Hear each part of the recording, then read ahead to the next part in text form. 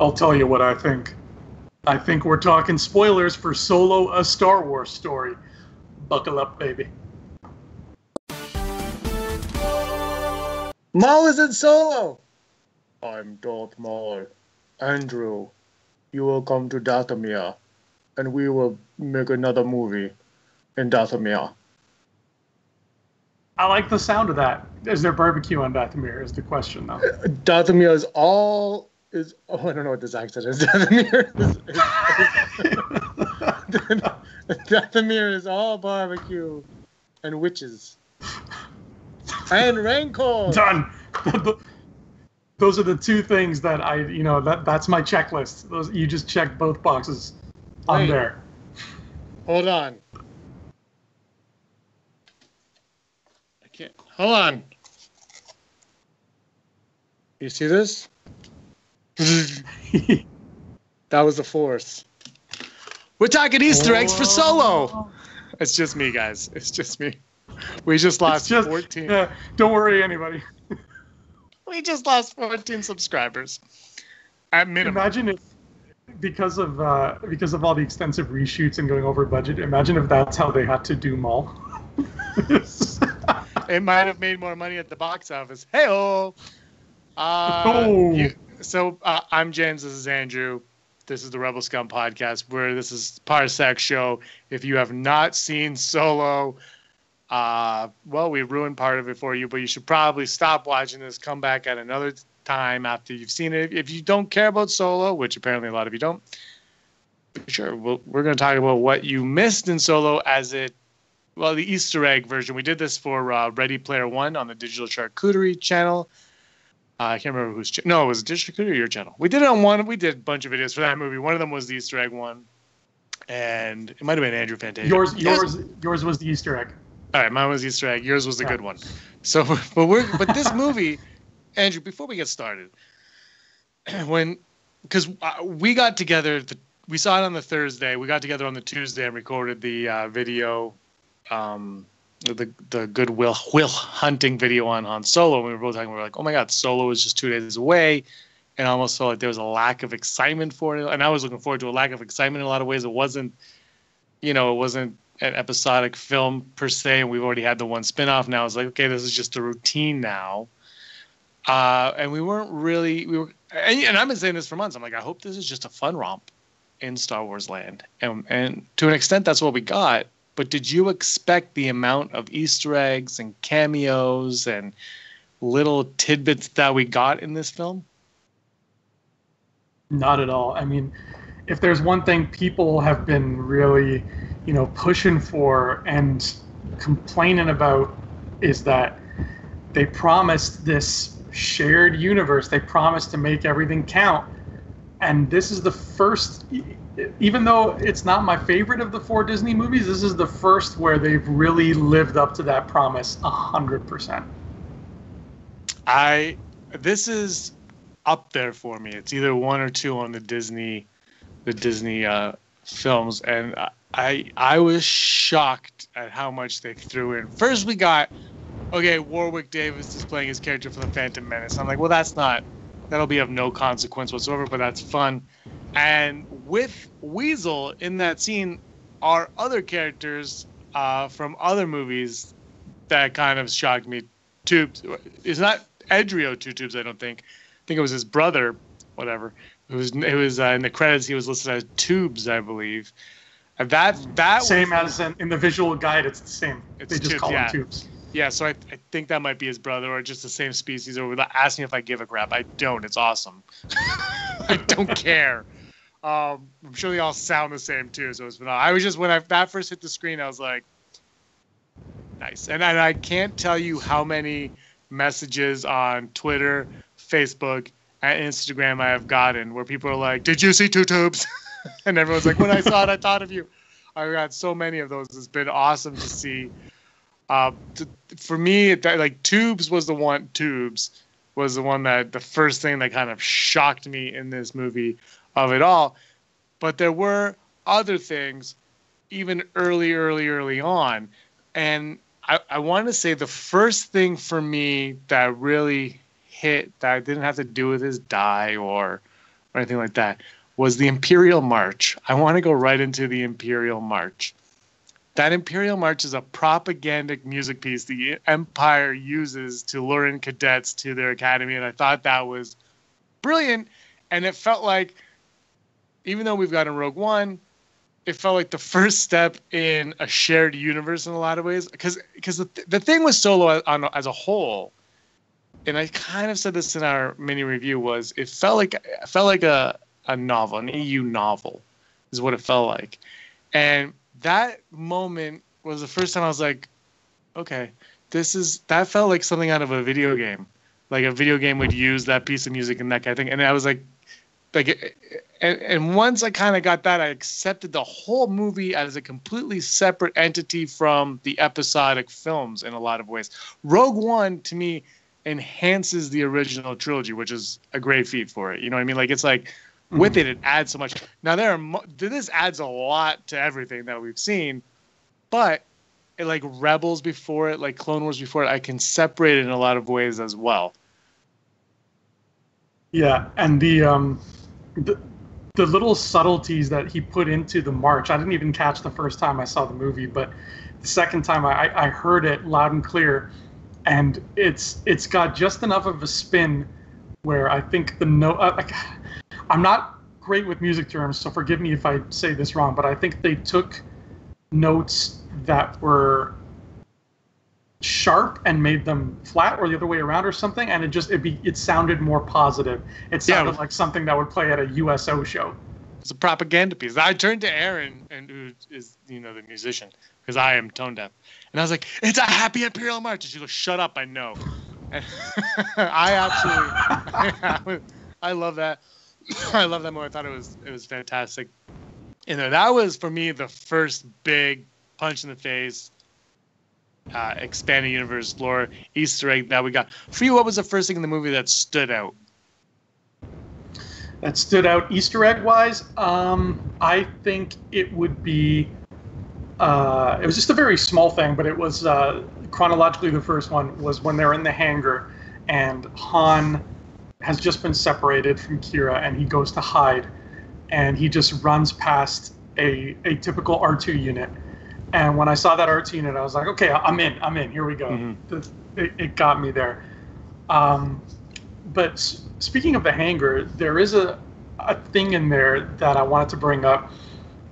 There's been whisperings and people talking about, the future, possible Boba Fett, possible this or that or whatever.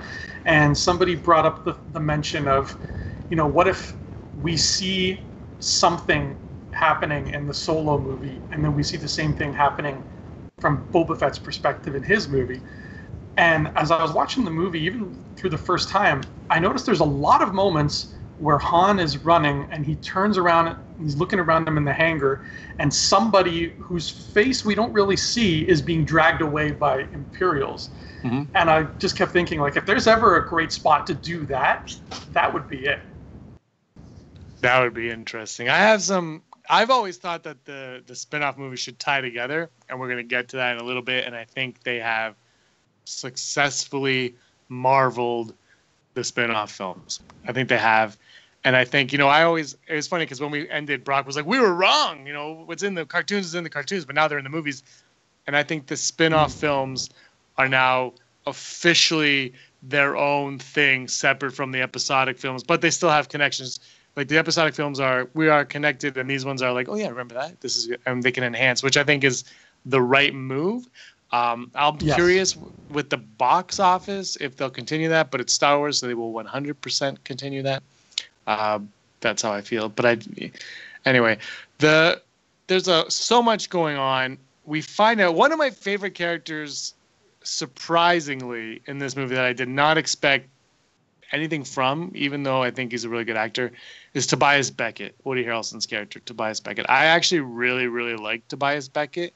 I loved his death. And I know it's a callback to Han Shoots First, which is something that I really don't I have a pin that I got from Star Wars Celebration from the Disney store that says Han shot first, or I can't remember what the hell it is. But it's a moment I've never cared about, because Han killed Greedo, and that's all that ever really mattered to me. I wasn't one of those, no, Han shot first, no, Greedo shot. I don't care. But Beckett's death, I thought, was phenomenal, even though it was a callback. So I love Tobias Beckett to death. You liked Kira a lot. I did like Kira a lot, and not just because she's the mother of dragons. I ended up walking out of there with her being my favorite character because A, she did things that I didn't expect. B, she ended up in a place I didn't expect. And no one did. All is that, yeah, no one expected that. But most important of all was that the relationship she had with Han Solo was, I think, my favorite and the most important part of the whole movie. It was, to me, like at the end of everything, this story was about these two people who were pals and they grew up on the streets and they were naive and then they got separated for 3 years. And when we meet Kira again, she has been through some bad shit and she is grown up, but Han is not grown up. Han is still like, I'm going to be a pilot, best in the galaxy. I'm naive. Let's buy a ship together and run away. And when we get to the end of the movie and she leaves him, this is one of the things that I wish had been done better, but I still enjoyed how it was overall, was that we got this moment where she leaves and he's staring after her. That should be the moment where Han gets the sourness. You know what I mean? That's when his naivety should slip away and he's like, oh damn, like all this time, she's been an adult, but I've still been that kid from Corellia. And I wanted to see more of that shine through. Maybe if we get a sequel, we will. But that relationship really drove it home for me. I have to. The Kira was exactly what I expected until the end, obviously, because I don't care who you are. Nobody saw that coming. We're gonna talk about it later, but I was like, that was me in the theater. It was just like, and Aaron laughed beside me. But let's go back to Tobias Beckett. He actually kills a very, very famous character from canon. Early on, we find out that he does this, which adds to the lore of who is Tobias Beckett, and it's a storyline that I would like to see play. I actually would like a spin-off movie about him and his group, his gang, before they meet Solo. I want that. Like, I would be in for that. Talk about that little Easter egg that we got early on in the movie. I loved this, man. So they meet up with Lando, and they're trying to smooth talk him, and you can't smooth talk a smooth talker, so he's not having it. And they're at this bar in this hunting lodge, and Lando turns around and he spots Beckett for the first time, and he's like, "Hey, I recognize you. You're Tobias Beckett. You're the guy who killed Aura Singh." And when he said that, I could hear in our row, like I could hear you and Brock reacting, and Rob was next to me, so I heard him react. And it took me a second, and I'm like, oh my God. Like at first I thought, for some reason my mind jumped to Asajj Ventress, and I'm like, wait a minute, no he didn't. And then I'm like, no, wait, Aura Singh. And then it clicked for me, and that was like the first big juicy canon thing. And that really got me excited when I heard that, because I'm like, okay, now A, we know a bit more about what happened to Aura Singh, and B, this is going to be the kind of movie that drops names like Aura Singh. So this is what we canon junkies have been, chomping at the bit to get our hands on. This is like, the doctor saying, fine, you're addicted to pills, here's some pills, baby, enjoy. Yeah, I didn't expect that from this movie, to be honest. I wasn't expecting so much. Look, pleasantly surprised, I will say. But Beckett also, there's that famous part in the trailer was like, big time gangster, or big shot gangster, who cares? Putting together a crew. Obviously, it's Dryden Voss who's putting together this crew. Wrong. It's Jabba the fucking Hutt. They never say it. We never see it. But it was weird because I was like, oh man, I guess they cut that. Because they cut actually a lot of the trailer out of the movie. Like, there's lots of the trailer that is not in this movie. And in the movie went, I was like, oh, I guess I don't know why. I never really think about things in the movie, but there was a point where I was like, oh, I guess they're not going to say big shot gangster. Because I actually really liked that line. And then when he said it, I was like, shut your face, Tatooine. I was like, I turned to Erin, I was like, it's Jabba. She's like, I know, shut up. And I was really excited. And obviously the movie ends with them on their way to Jabba the Hutt. Yeah. Now you're a big Jabba fan. Were you a little bummed that we didn't see him? Brock had this idea that it was going to end with him and Chewie being like, I heard about this gangster. We got a job, and it would open with the doors going, whoa, whoa, whoa. So I kind of had that in the back of my mind, but the way it ended, I thought was fine. My concern with Jabba is, look, I love Jabba. I don't CG puppet. I don't computer like Clone Wars. I don't care. Just put him in a movie. You know what I mean? I don't care. But my concern is, what's he going to look like in a new movie? It's got to be a puppet, but is the puppet going to be good? Is good like. When he showed up in the Phantom Menace, I was over the moon excited. When they put him in the special editions, I was over the moon excited. I'm not, drinking enough Kool-Aid to be like he looked flawless in the special edition. I know what he looked like, but he was still there. But if he showed up in this movie, the look of him would have been critiqued unfairly regardless, I think. They would have to have got it. I mean, even Yoda was critiqued in The Last Jedi, and they used the same puppet mold they did in Empire Strikes Back. So it's a tricky. If they do a sequel, I'll be all for them in a sequel or whatever. Or if there's the Boba Fett movie, somebody plays off in that. But I personally was okay with him not being in this. I liked they just kind of dropped it, and Han's like, it was perfect ending in that. Oh yeah, we're gonna go do this job now, Chewie. Let's go. Okay, perfect. And then they flew the Falcon. What about you?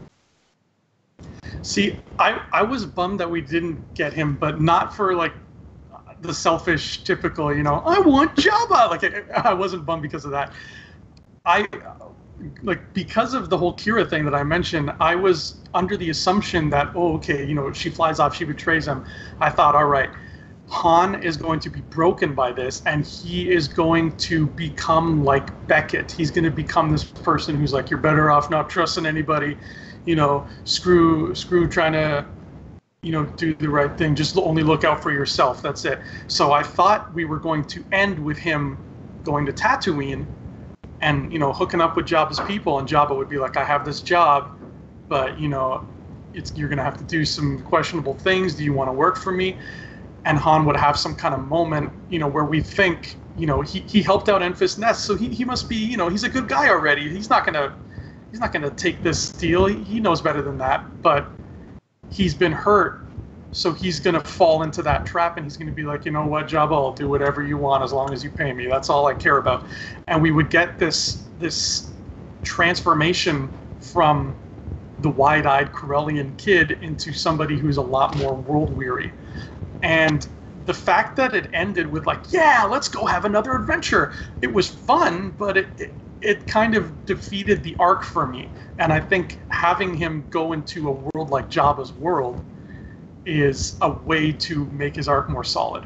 So that was what bummed me out about not seeing it. That's fair. I didn't think that the movie was long enough. That's where I am. that could just be like that's like a 4-minute scene tops. Yeah, let's go into the Han Solo's dice. Is the dicey dice that play a big random part in The Last Jedi, but were cut from The Force Awakens, and they're in, I think, A New Hope, and then we never really see them again. Did you like the way they were used in this film? I did, but I didn't. This was a case of the people running the show, like running the movie, not doing their homework. Because according to a lot of canon reference books, the dice are what he uses to win the Falcon, which is why he keeps them. So the whole time in the movie, I kept waiting for him to use the dice during the card game, because apparently there's a version of Sabacc where you use dice to, amp up the stakes and add some variety. So I was like, oh, he's going to use the dice to win during this game. And of course, the first game he doesn't win. So I'm like, oh, okay, so we're going to see another game at some point. When we saw the second game, I'm like, okay, now he's going to use the dice, and he doesn't again. So I'm like, oh, so they just didn't do their homework. And that was just kind of like an oversight on their part. Well, I don't think it's ever been officially said that had to do with him winning the Falcon. That was just Pablo Hidalgo kind of said it, though. In the Last Jedi visual guide, it was he said that. That doesn't make sense because this movie would have been written when that came. It would have been shooting when that came out. Mm. So maybe he had it in his pocket and they cut it. Who knows? I thought it was. I thought it was fine the way they used it.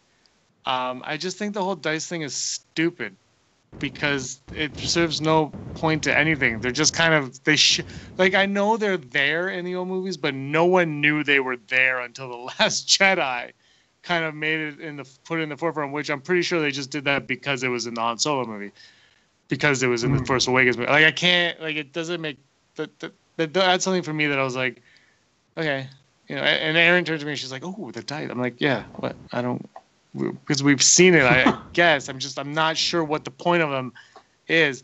I did like though that he had them for like, and I think they do have more value than just winning it for the Falcon because. He gave them to Kira. She had them for those 3 years and kept them the entire time for him. I think that's part of what it is for me there. What other Easter eggs in this movie really, really caught your eye? I was really impressed that we got to hear the words Terras Kasi in a Star Wars movie. for all my my video game fans out there, we had a very fun game that nobody played, and by fun I mean I don't know because I didn't play it either, called Masters of Terras Kasi, and it was a Star Wars fighting game. It was, I don't even know how to describe it, I guess like a really cheap version of Mortal Kombat with Star Wars characters. And in the game, Terras Kasi was the name of the fighting style that they all apparently used, even though they all fought in different styles depending on what character they were. And that was like a piece of EU that was just infamously known for being something nobody gave a crap about. Like, huge Star Wars fan or not, or like huge video game fan, I don't think I know anybody who was like, yeah, I loved Masters of Terras Kasi. That's my jam. So to hear Kira say that was really fun. I think it was made even more fun by the fact that we don't see what she does. There's like a floral of her cape, and the pike is just down, and then they cut away, and L3's like, what was that? And she's like, oh, it was Terras Kasi. And I'm like, this is hilarious. We're never going to see it, but it exists. Yeah, I heard you laughing in the theater. I think you were one of 7 people that understood the reference. I like that reference too. I was kind of hoping when I got my PlayStation 4 that it was one of the old school games that they put on it. It was not, but I just hope they put some bad ones there. But I was really hoping that it was not there. That made me laugh. We got to talk about L3. Months ago, I think a month or two ago, Brock and I read a theory, someone's theory that L3 would become one with the Millennium Falcon. And that would be like this thing. And that's why it was 3PO's like, oh, it's a very weird blah, blah, blah. Like, there's different voices type thing that happened. And we watched the movie, and L3 becomes one with a Falcon. What did you make of that? Did you like L3, first of all? And then what did you make of that scenario? I liked her. I didn't love her, and I didn't hate her. She was fun. I'd be lying if I said I wasn't glad she died when she did, because I think there's only so much of a character like that you can take. But it wasn't like a hatred thing. It was just like, you know, if she's gonna keep pushing the same buttons over and over again, like do something cool with her, and they did. The Kessel Run is I think it's my favorite sequence of the movie, and to have the day be saved by putting L3 in there and essentially, you know, leveling up the Falcon, that gave it a sense of like, this is the Falcon's origin story too. And like, I noticed the second time around that L3's head kind of looks like the back of the Falcon too. So it's kind of a nice little parallel. So at the end of the day, I was happy with her. I was happy with the amount she had in the movie in terms of screen time. I loved her interactions with Kira. I thought they were really funny.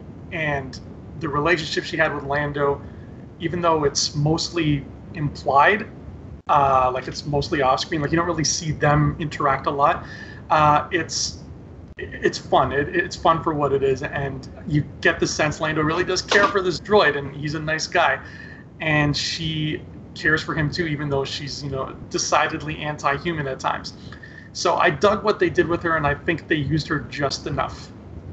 Yeah, she definitely played her part in it. But I like that. The thing is, there was a point when I was like, okay, is this droid going to keep this up? Are we going to have to put up with this for the entire movie? And then we don't. She gets killed somewhat early on, actually. Like she kind of goes pretty quickly. That's one thing. There's a lot of characters that just gonna die. But she goes, and it totally fits in with when you watch the original trilogy now, when Han's speaking to the Falcon and he calls it baby, when 3PO's in there with the Falcon, when you get the idea that the Falcon is kind of a little bitch, like it's kind of like got this bitchy attitude, you're going to be like, that totally makes sense now because the droid's mind in it is that type of, like, that makes sense. And now there's, obviously I think it's 3 minds, there's 3 different types of language in the Falcon, 3PO says, or something like that. It makes sense. And that's the one that's very argumentative. I really I enjoyed that aspect of it very, very much. There's one point where Lando is doing a diary. He has his own little visual diary, which I really liked. And that was a callback to the Lando Calrissian books from, I think, the late 80s, early 90s, somewhere around there. So that was a lot of fun to see. There's a lot of little things in here that were just nice and fun. But before we wrap this all up,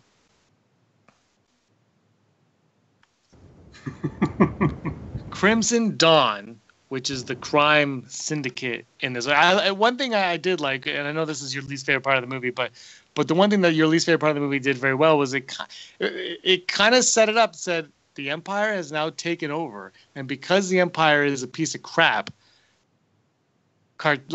gangsters have now taken over planets, and gangsters are in charge of planets, and they're overruling and whatnot because of the Imperial law.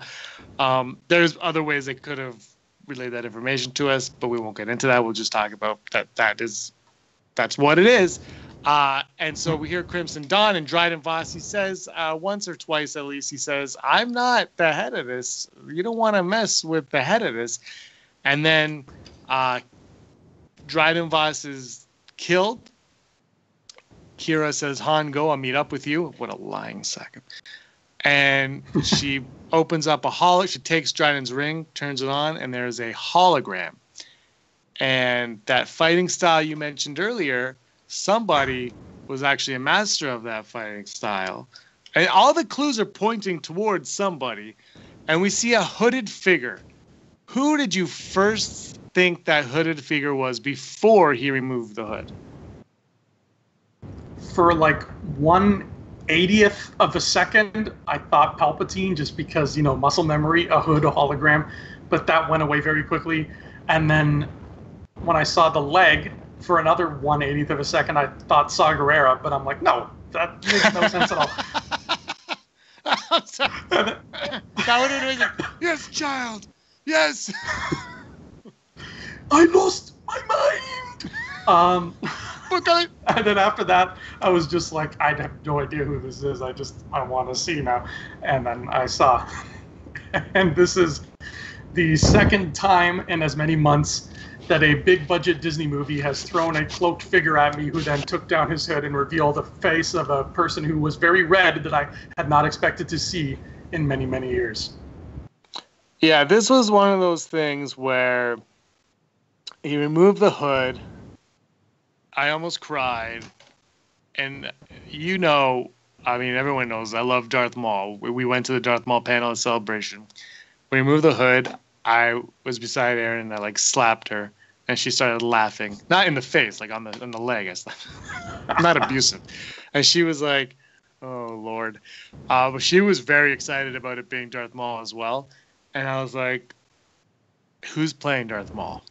And I'm looking at the face. I'm like, well, it looks like Ray Park. It looks like Darth Maul. And the voice right away, I was like, yeah, I knew whose voice it was. And I was like, is that him playing him? Is it just CG? I want it to be him playing Maul again. And I sat through the whole credits of the cast just to make sure that it was him. And it was. And that made me even happier to see that it was him. But when you first saw that it was Maul, do you remember what your first reaction? The second time you saw it with your cousin. Did he have a reaction? And what was your first reaction to it? My first reaction was I literally went, oh, shit. I couldn't believe what I was seeing.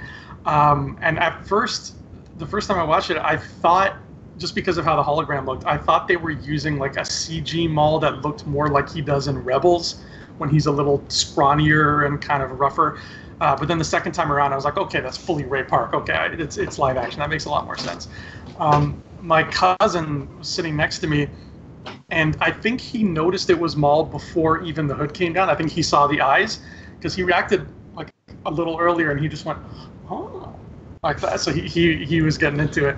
But like you said, I don't think anybody can say they saw it coming, no matter how how many theories you post and whatever. Nobody saw that coming. That was such a beautiful surprise. For a movie that doesn't have a Darth Vader hallway scene, that was pretty good. That was like, it lacked obviously the kick-ass of the hallway scene, but it was my dad was like, yeah, that was Darth Maul. Darth Maul. My dad doesn't watch Clone Wars. He doesn't even know it exists. He watched the movies. He was like, oh, he's back. Didn't really question how he survived. It was odd to me that he never actually asked that question. He just kind of accepted that Darth Maul was back and seemed very happy about it. By the way, my dad, he said on Friday, the movie wasn't that bad. It was okay. He kind of enjoyed it. It just wasn't great. And then Saturday, somebody said, so you still hate Star Wars? He goes, oh, don't even get me started. So I think he's I don't know what's happening with his feelings. My sister's boyfriend on Friday, he missed half of the movie. He came in during the train scene. He said, so after 24 hours, I really like the second half. And he's not a Star Wars guy. So that was, I didn't even ask him. He just kind of came and told me that. So, and I don't know if he would even really know who Darth Maul is, but that didn't apparently affect anybody's opinions, because I felt like this, like Red Skull, like you said, for Avengers. That's who you're talking about, right? Red Skull. What it felt like fan service for the sake of fan service, but in a lot of ways, it works because it's just the leader of Crimson Dawn who happens to be force sensitive, as we see with a lightsaber and using the force to call the lightsaber to their hand. So if you don't know who it is, you know that it's somebody powerful in the force, which is what Star Wars is all about. Now, my concern was, I absolutely loved it when he showed up and he says, Kira, come to Dathomir with me, and blah, blah, blah. And so I was like, well, I think you had the same feeling. I was like, well, this can't end on Dathomir. The movie's been on for 2 hours and like it's over. Like the movie is ending. But I really want this movie to go to Dathomir. But Han can't go to Dathomir. It just doesn't make sense for him to go there. What the hell is happening? Okay, it's basically the post-credit scene, but before the movie ends is what it essentially is. So my feeling is, look, if we don't get another movie, and this is why I think, look, Han Solo didn't do too well. They're like, well, we're doing the Boba Fett film. Maybe we get Maul in the Boba Fett film, and he uses Boba Fett the same way he uses Kira, and Boba Fett's just or like Dryden Voss and Boba Fett's that type, but we see it from that perspective. Yeah, maybe that works too. I mean, there was that great moment in the Shadows of the Empire book where you find out that Prince Shizor was standing patiently in the background while Palpatine sent that message to Vader saying, you have a new enemy, Luke Skywalker. So if they do something like that, if Boba Fett was in the room just sitting next to Maul, just drinking a Mai Tai, waiting for him to finish his conversation with Kira, and then he turns off his holo projector and he's like, oh, where were we, Fett? Oh, we were discussing politics. That's how Fett sounds in my brain. Then yeah, I could get behind something like that. The same scene from two different perspectives. I love that kind of stuff. But I like that you mentioned that it was like a post-credit scene, because it really was, but I'm very glad it was in the middle of a movie, because I feel like that gave it more gravitas than if it was a post-credit scene. Oh yeah, I hate post-credit scenes. I even hate the one in Pirates of the Caribbean 1 where the monkey finds the treasure. If you haven't waited till the end credits of Pirates of the Caribbean 1, that's what happens. I'm just sick of waiting all the Pirates movies have post-credit scenes. Yeah, they do, but I don't think a lot of people know that. Everyone thinks that Marvel invented it. Super Mario Brothers. I don't know if have you seen that? It came out 25 years ago today. Have you seen the Super Mario Brother movie post I credits still scene? haven't. I'm wondering now if that was the first. Like, what do you think the first movie was to ever do one? Oh no, I'm pretty sure there was some. It had to have been the 80s when they were all on cocaine. They're like, man, we want people to watch our names in the credits. Everyone's leaving the theater. They're not going to see my name. Because remember, like in the 30s and 40s, the credits were at the beginning and they made you sit there. And then I'm guessing people started showing up late to the theater. They're like, I'll just wait. And then in the 80s, like the 70s, everyone was like making really good movies, but nobody was looking at the names in the credits. And in the 80s, they were like, no! And they were like, but the best part of Gremlins will be post-credit. Spike fights Gizmo. It's gonna be that's my guess is John Belushi created post-credit scenes. There's probably Blues Brothers probably had one, or Neighbors, the original Neighbors, or did Animal House have one? Let me tell you. Anyway, Animal House is a great movie. We're off on a tangent. But do you think the mall scene, if they never call back to it, do you think it is a failure as a scene? No, not at all. If they never call back to it, I think they'll have wasted an opportunity, but that still makes the scene very good. And like you said, I was so in the moment that I didn't realize how late in the movie it was, and I was like, "Oh, we're going to Dathomir. This is really cool." And then reality kicked in, and I'm like, "Wait, it's 2 hours and 10 minutes in. This is wrapping up now." They would be foolish, absolutely foolish, to not tell Kira's story with him in whatever medium, in a medium. And we're going to get it sooner rather than later, I would hope. Because that, at least for me, is what I want to see right now following this movie more than anything, more than like Solo 2, more than the Lando spinoff, more than the Boba Fett spinoff, would be what happened with Kira there? Where's she going now? I really like the idea of her being like, a few years after this, Maul's going to run off and get his ass killed. I love the idea that what if throughout the original trilogy, Kira is like the capo of Crimson Dawn. Mm-hmm. She's like Jabba's main rival in the underworld. I could totally get on board with that. Yeah, I think it would be really cool maybe if she hires Boba Fett for the same job Jabba hires Han for, and that has something to do with what's going on. And then you could bring him back. Yeah, I think that's but we'll find out in time. We can talk about this for 40 minutes. We'll wrap this up. There's a lot of Easter eggs in Solo. We just touched on some of our favorites. Is there any other one that you want to bring up before we get off? There was one really subtle one that maybe everybody noticed except for me during our watch, but I didn't notice it till viewing number 2, which is when they get to Kessel and they're about to land in Kessel. Lando's looking out the window and he's got this sour look on his face, and he sees how poorly the miner's being treated, and he's like, mining is the worst. And Tobias is like, hey, the worst is where the money is. And it didn't click for me until the second time. They're like, oh, Lando is going to be a hypocrite one day. Yeah. That totally went over my head the first time. And actually, that scene is when we see Beckett and Lando's get up from the Return of the Jedi, and we're like, oh, he just always has that bounty hunter gear on him, which was kind of cool, and I really, it was fun to see. It was a fun little moment. No Gamorrean guards, so this movie got a 2 out of 10 for me. I imagine if a Gamorrean guard, Weasel, and Tubes were all together with Enfys Nest. That would have been amazing. But I think personally, well, we saw the start of the rebellion is in this movie. We kind of see it. We see one half of it in Rebels, and now we see the other side of it. Enfys Nest is kind of in that.